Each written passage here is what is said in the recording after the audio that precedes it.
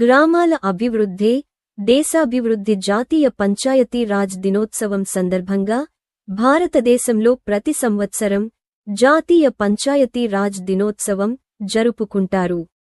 1993 April 24న రాజ్యాంగంలోని 73వ సవరణ చట్టం అమలులోకి వచ్చిన జ్ఞాపకార్థం గ్రామీణ స్థానిక స్వపరిపాలనను బలోపేతం చేయడానికి మరియు ప్రజాస్వామ్య వికేంద్రీకరణను ప్రోత్సహించడానికి ఈ రోజును జరుపుకుంటారు. 2010లో అప్పటి ప్రధానమంత్రి మన్మోహన్ సింగ్ మొదటిసారిగా ఈ దినోత్సవాన్ని ప్రకటించారు.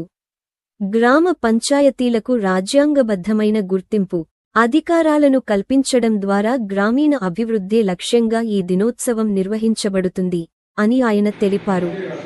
73వ సవరణ ఈ చట్టం గ్రామం, బ్లాక్ మరియు జిల్లా స్థాయిలో 3 అంచెల పంచాయతీ రాజ్ వ్యవస్థను తీసుకువచ్చింది. గ్రామాలు స్వయం సమృద్ధి సాధించడం మరియు స్థానిక సమస్యలను స్థానికంగానే పరిష్కరించుకోవడం. గ్రామీణ వ్యవస్థ పటిష్టంగా ఉన్నప్పుడే నిజమైన ప్రజాస్వామ్య వికేంద్రీకరణ సాధ్యమవుతుందని ఈ దినోత్సవం గుర్తుచేస్తుంది అని సర్పంచ్ మాధరి శ్రీనివాస్ తెలిపారు.